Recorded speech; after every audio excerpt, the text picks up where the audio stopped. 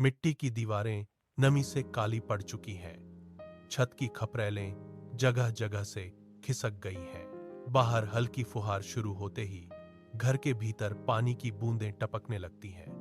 माँ एक पुराने बर्तन को फर्श पर रखती है ताकि पानी सीधे मिट्टी के फर्श पर न गिरे। बर्तन में टपकती बूंदों की गूंज पूरे कमरे में फैलती है। दोनों बच्चे कोने में सिमट कर बैठे हैं। माँ सुबह होते ही घर से निकल जाती है। वह दिन भर पत्थर तोड़ती है और शाम को मुट्ठी भर अनाज लेकर लौटती है। वह चूल्हे के पास बैठती है, आग जलाती है और बच्चों को खाना खिलाती है। घर की छत से गिरता पानी अब भी बर्तन में गिर रहा है। माँ बर्तन को खाली करती है और उसे फिर से उसी जगह रख देती है। यह उनकी रोज की दिनचर्या है। दीवारें गल रही हैं, लेकिन माँ हर सुबह फिर से काम की तलाश में निकल पड़ती है। वह बच्चों का हाथ थामती है, उन्हें घर के सूखे हिस्से की ओर ले जाती है और खुद काम पर जाने के लिए तैयार हो जाती है।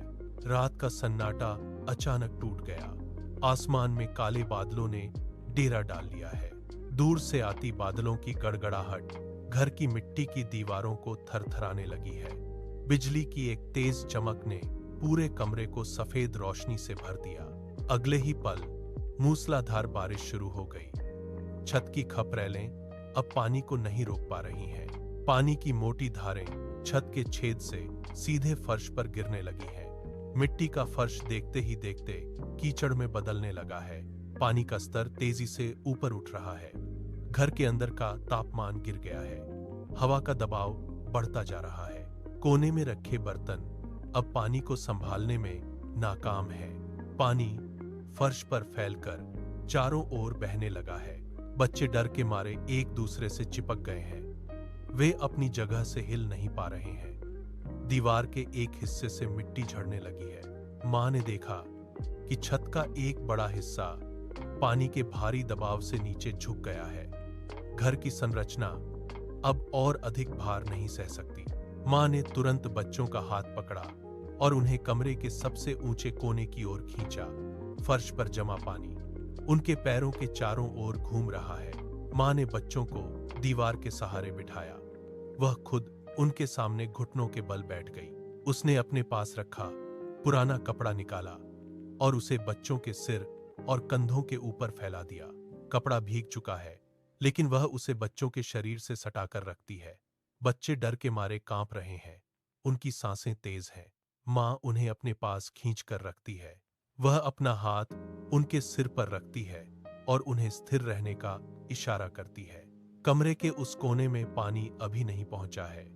माँ ने बच्चों को पूरी तरह से ढक दिया है ताकि छत से टपकती बूंदें सीधे उन तक न पहुंचें। वह दीवार की ओर पीठ करके बैठती है। वह बच्चों के कांपते हाथों को अपने हाथों में दबा लेती है। कमरे में अब केवल बारिश की गूंज और बच्चों की दबी हुई सिसकियां सुनाई दे रही हैं। माँ की नजरें छत के उस हिस्से पर टिकी हैं जहां से पानी की धारें गिर रही हैं। वह अपनी स्थिति को और अधिक सुरक्षित बनाने के लिए दीवार से सटकर बैठ जाती है। बच्चों के चारों ओर एक सुरक्षा घेरा बन चुका है। बाहर बारिश की तीव्रता और बढ़ गई है। छत के उस छेद से अब पानी की एक मोटी और ठंडी धार सीधे नीचे गिर रही है। माँ ने देखा कि पानी अब बच्चों के बैठने की जगह के ठीक ऊपर से गिरना शुरू हो गया है। उसने एक पल की भी देरी नहीं की। वह तेजी से उठी और कमरे के बीचों बीच उस धार के नीचे जाकर खड़ी हो गई। पानी सीधे उसके सिर और कंधों पर गिर रहा है। छत से गिरते पानी का दबाव इतना तेज है कि उसके शरीर के ऊपरी हिस्से में झटके लग रहे हैं। वह अपने पैरों को मजबूती से जमीन पर जमाए रखती है। उसके शरीर के अंग ठंड के कारण कांप रहे हैं, लेकिन वह एक इंच भी पीछे नहीं हटती। पानी उसके सिर से होकर चेहरे और पीठ के रास्ते नीचे फर्श पर गिर रहा है। वह अपनी आंखों को सिकोड़ लेती है ताकि पानी आंखों में न जाए। उसके दांत आपस में बज रहे हैं। वह अपने दोनों हाथों को अपनी कमर पर कसकर रखती है। कमरे में अब केवल पानी के टकराने की गूंज है। माँ का शरीर पूरी तरह भीग चुका है। वह दीवार की ओर नहीं देखती। उसकी नजरें सिर्फ उन बच्चों पर हैं। वह पानी की हर बूंद को अपने ऊपर झेल रही है। वह स्थिर है, जैसे कोई पत्थर की मूर्ति हो। वह अपनी सांसों को नियंत्रित करती है। वह हिलती नहीं है। वह अडिग खड़ी है। रात का दूसरा पहर बीत चुका है। बाहर बिजली की चमक से कमरा बार बार रोशन हो रहा है। माँ अभी भी उसी स्थान पर खड़ी है। पानी की निरंतर धार उसके सिर पर गिर रही है। उसके पैर सुन्न हो चुके हैं, लेकिन वह अपनी जगह से 1 इंच भी नहीं हिली है। फर्श पर पानी का स्तर बढ़ गया है। कोने में बैठे दोनों बच्चे अपनी माँ को देख रहे हैं। वे देख रहे हैं कि कैसे माँ के शरीर से पानी की बूंदें लगातार टपक रही हैं। उनकी आंखों में माँ के प्रति एक अजीब सी टीस है। वे देख रहे हैं कि माँ कांप रही है, लेकिन वह अपनी पकड़ ढीली नहीं होने देती। कमरे की छत से गिरता पानी अब माँ के लिए एक ढाल बन चुका है। बच्चों ने माँ की इस स्थिति को अपनी स्मृतियों में कैद कर लिया है। यह दृश्य उनके मन में एक गहरा घाव छोड़ रहा है। वे समझ रहे हैं कि माँ का यह त्याग ही उनकी सुरक्षा का एकमात्र आधार है। धीरे धीरे सुबह होने लगी है। बारिश की रफ्तार कम हो गई है। माँ के होंठ नीले पड़ चुके हैं, लेकिन उसकी नजरें अभी भी बच्चों पर टिकी हैं। वह जानती है कि यह रात उनके जीवन का सबसे कठिन इम्तिहान थी। बच्चों की आंखों में अब डर की जगह एक नया संकल्प जन्म ले रहा है। माँ ने एक गहरी सांस ली और अपने पैर हिलाने की कोशिश की। वह धीरे धीरे बच्चों की ओर मुड़ती है। सूरज की पहली किरण के साथ ही माँ फिर से काम पर निकल जाती है। उसके हाथों की त्वचा खुरदरी हो चुकी है। वह भारी बोझा ढोती है और दिन भर पसीने में तरबतर रहती है। बच्चे अब बड़े हो रहे हैं। वे अपनी माँ को हर शाम थकी हुई लौटते देखते हैं। उनके मन में उस रात का दृश्य अभी भी ताजा है। बड़ा बेटा पास के खेतों में जाता है। वह कुदाल उठाकर मिट्टी खोदता है। उसकी हथेलियों में छाले पड़ जाते हैं। छोटा बेटा एक बढ़ई की दुकान पर लकड़ी के लट्ठे घिसता है। धूल उसकी आंखों में भर जाती है, लेकिन वह काम नहीं रोकता। शाम को जब वे घर लौटते हैं तो माँ के हाथ में कुछ सिक्के होते हैं। वे तीनों मिलकर उन सिक्कों को गिनते हैं। उन्होंने एक पुराना लोहे का डिब्बा चुना है। बड़ा बेटा डिब्बे का ढक्कन खोलता है। खनकती हुई आवाज के साथ सिक्के अंदर गिरते हैं। वे हर दिन अपनी कमाई का एक हिस्सा उसमें डालते हैं। डिब्बा धीरे धीरे भारी होने लगा है।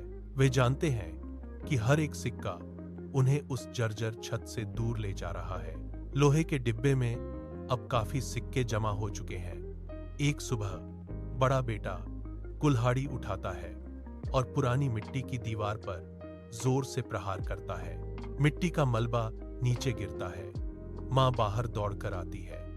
वह अपने कांपते हाथों से उन्हें रोकने की कोशिश करती है।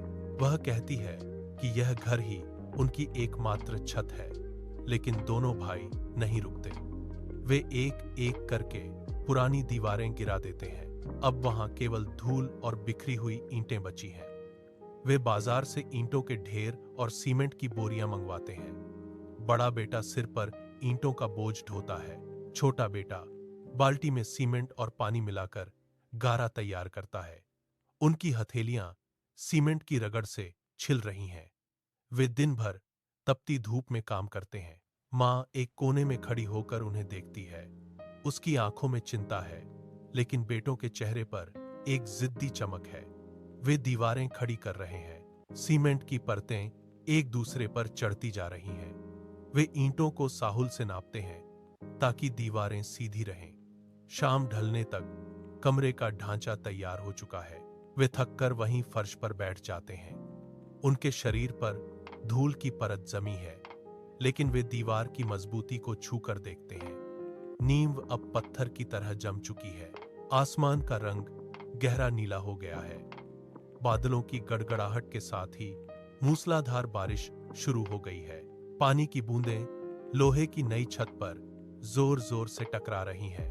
खड़खड़ की आवाज पूरे घर में गूंजती है। माँ बरामदे में बैठी है। वह अपनी नजरें छत की ओर उठाती है। छत के कोनों से पानी की एक भी बूंद नहीं टपक रही है। फर्श पूरी तरह सूखा है। वह अपने हाथ से दीवार को छूती है। सीमेंट की सतह ठंडी और सख्त है। बाहर बारिश का वेग बढ़ रहा है। लेकिन भीतर का वातावरण स्थिर है। माँ धीरे से उठती है और कमरे के बीचों बीच जाकर खड़ी हो जाती है। वह ऊपर देखती है, जहां पहले पानी की धारें गिरती थीं, अब वहां केवल लोहे की चादरें हैं। उसके पैर जमीन पर मजबूती से टिके हैं। वह अपनी हथेलियों को आपस में जोड़ती है। उसके चेहरे की रेखाएं ढीली पड़ जाती हैं। अचानक उसकी आंखों के कोनों से पानी की 2 बूंदें ढुलक कर गालों पर आ गिरती हैं। यह डर का पानी नहीं है। उसके होंठ कांपते हैं, लेकिन वह मुस्कुराती है। छोटा बेटा रसोई की ओर जाता है। वह चूल्हे पर पानी का पतीला चढ़ाता है। कुछ ही देर में चाय की सुगंध पूरे कमरे में फैल जाती है। वह 3 मिट्टी के प्यालों में चाय छानता है और उन्हें लेकर बरामदे में आता है। बड़ा बेटा एक छोटी मेज को मां के पास खींच लाता है। वे तीनों एक साथ बैठ जाते हैं। बाहर बारिश की आवाज अब एक लयबद्ध संगीत जैसी सुनाई दे रही है। मां अपने दोनों हाथों से गर्म प्याले को थामती है।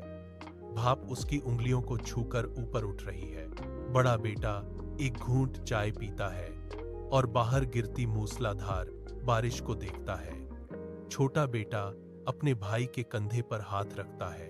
वे एक दूसरे की ओर देखकर मुस्कुराते हैं। मां प्याले से एक घूंट लेती है और बरामदे की चौखट पर टिक कर बैठ जाती है। अब उसे डर नहीं है कि छत टपकेगी या दीवारें गल जाएंगी। उसने अपनी नजरें बेटों के चेहरों पर टिका दी हैं। वे अब बच्चे नहीं रहे। उन्होंने अपनी मेहनत से इस घर को खड़ा किया है। बारिश की बूंदें आंगन की मिट्टी पर गिरकर सौंधी खुशबू पैदा कर रही हैं। कमरे के भीतर की रोशनी दीवार पर उनकी परछाइयों को लंबा करती है। मां धीरे से अपना सिर दीवार के सहारे टिका देती है। वर्षों का वह संघर्ष, वह भीगी हुई रातें और वह अनिश्चितता, सब कुछ अब इस चाय की गर्माहट में पिघल गया है। वे तीनों चुपचाप बैठे बारिश का आनंद लेते रहते हैं।